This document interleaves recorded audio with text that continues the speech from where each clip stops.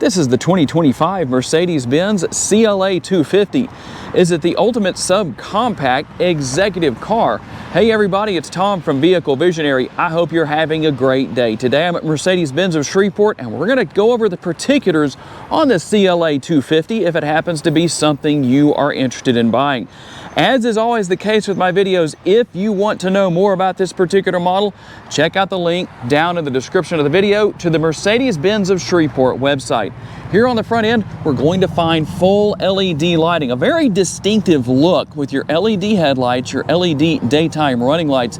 You have the LED projector beam headlights, by the way, but you have your LED daytime running lights. I really like the distinctive look that we have here, a very clean look. Your classic look with the Mercedes-Benz logo and the grille. Will also find active air curtains here on the front end. Hopefully the daylight is showing through well on the camera as far as what we're picking up right there.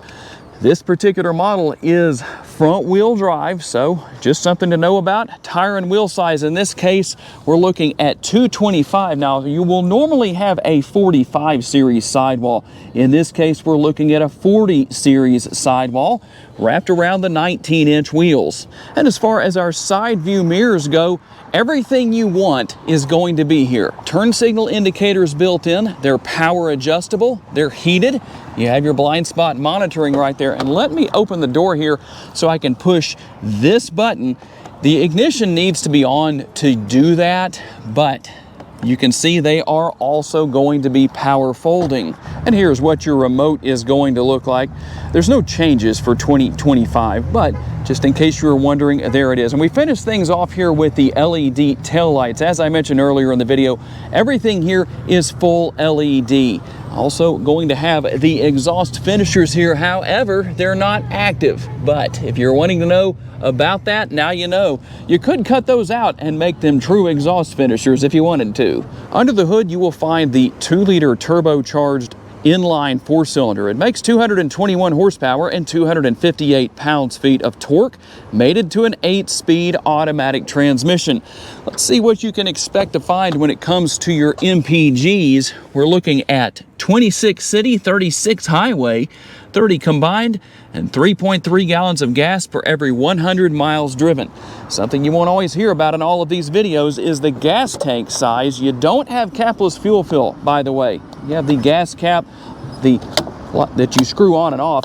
A lot of people like that more than capless fuel fill. Your gas tank size is 13.5 gallons. There are a number of ways you can open the trunk to gain access to your cargo space. One is on the interior, one on the remote, and one right here. Push the Mercedes-Benz logo right there and everything opens right up. And when you open that up, you're looking at 11.6 cubic feet worth of cargo space. And if you want to maximize that, you just pull on the releases right here, and I'll show you what happens when we do that. I've got that box out of the trunk right there. Let's not trip over that on video. That would be interesting. So we can lower the seat backs right here, just like this. In fact, you have a couple of different options where that's concerned, how you can set things up back here. But here's how it looks when you lower everything down. And one thing I wanted to make sure I made you aware of, you may or may not know this, if you're wondering about the presence of a spare tire, no, there isn't one.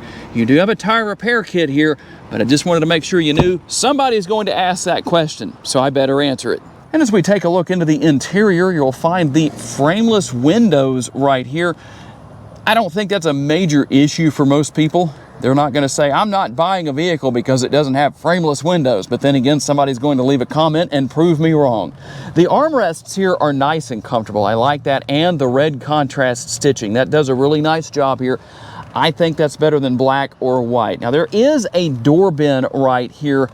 Not huge, but for a vehicle that isn't huge, that's not a terrible thing. Now, depending on where the seats are set, depending on where the driver and passenger want to have them set, will determine leg space back here.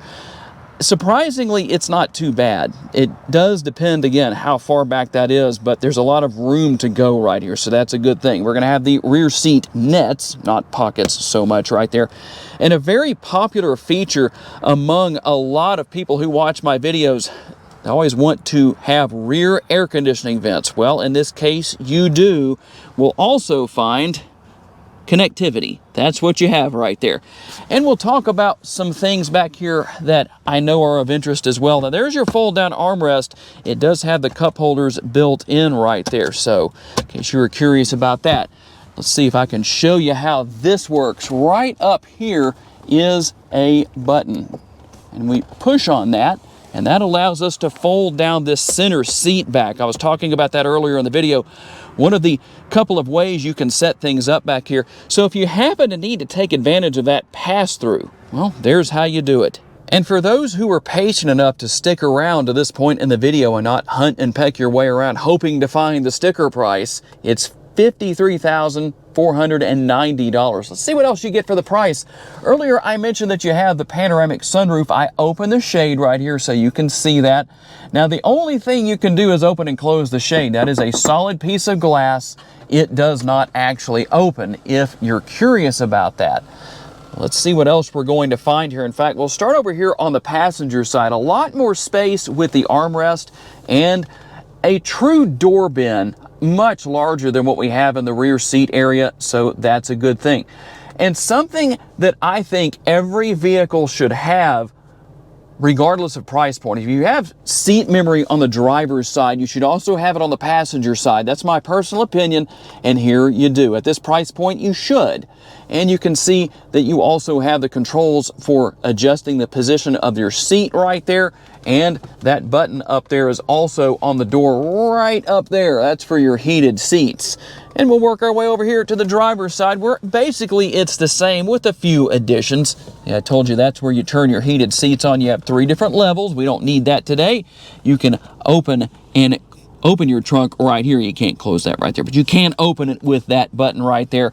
And all the controls for your power windows and power side view mirrors, all that good stuff. If you're looking for the power parking brake, it's right here. Here's where you control everything for your headlights and your steering wheel mounted controls here. There's a lot going on here, but that doesn't mean it's complicated.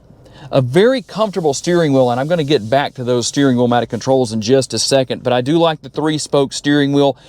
It just looks more appropriate than a 2-spoke, so to speak. So you have this 3rd spoke down here, it works. And if you want to manually work your way back and forth through the 8-speed automatic transmission, the shifter paddles are there in the event that you want to do that. Now, let's take a look at our instrument cluster or driver's display right here.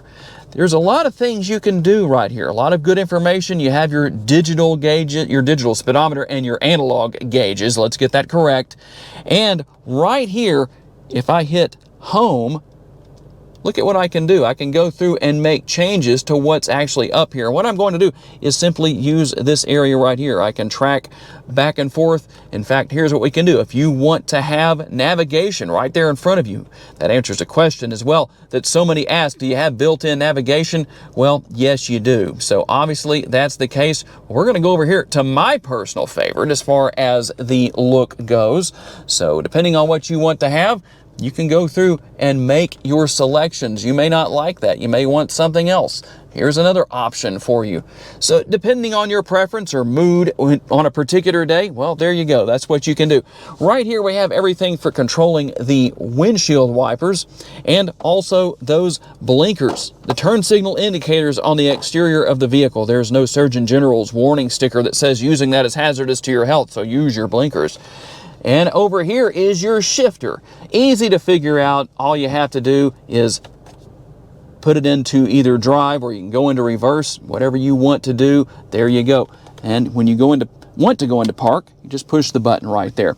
And we have our infotainment screen right here that is super simple to learn and use. You even have Mercedes-Benz right here with this MBUX system, the Mercedes-Benz user experience, where you can say, hey, I probably won't do that today, but you say Mercedes, and she'll answer you.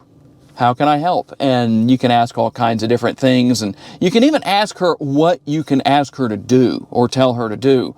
That's about a minute long worth of an answer, so I'm not going to do that today in the video. But you can see what all is here. There's a lot going on. But like I said, don't let that fool you into thinking that this is a complicated vehicle to work with. There is so much going on here, but it's so simple to learn and use. you have literally everything you can imagine as far as your different features and different systems to help out with things. You can go in and make so many different changes to what's going on with the vehicle. In fact, if you want to turn off active brake assist or blind spot assist, you can do that right there. You can go in and deal with settings, as you can see right there. So hunt and peck your way around if you're not sure. It's pretty simple to deal with. But let's go back over here. We can go to vehicle. We can also go to light. And you can deal with a few different things here, including your ambient lighting, which I don't know how well things are showing up, but there is a lot of great ambient lighting in here. And you can go in and change the color. There are, if I remember correctly, 64 different colors here, depending on what you want to use, what you want to see. I don't know that my camera will pick it up. I can see some of the light right there. You can probably see some of it down there. I don't know. It's maybe not showing up, but not sure if I can get in a dark enough atmosphere today to show you that. Now, what about your camera options? You just have the rear view camera, but at least you have something. You do have some other aids here to help out with that as far as sensors and different things like that. You have your trajectory lines right there, nice and bright. I don't know that the camera's picking that up as well as I'm seeing it out of my own eye, but that's what we have. In fact, we need to go into park right there. So a simple system. Dual zone climate control here in the front seat area. That's going to allow you to determine where the air is flowing, and you can also sync both sides together, or you can have each side individualized. As you can see now, I've got everything in the sync mode right there where both sides are the same. Down here, we're going to find a wireless charging pad, another USB option. There's a 12 volt, and here are your cup holders. So depending on how you want things to be set up here, you can set things up differently. And then how about your driving modes? Well, here's what we have. Now, all I did was push dynamic right there. That button that says dynamic, let's say that correctly. We have eco, we have sport, as you can see. You can also go into individual and configure everything the way you want it to be. You have comfort. So depending on what you want, you have your options right there. And how about our center console? A little bit of space in there.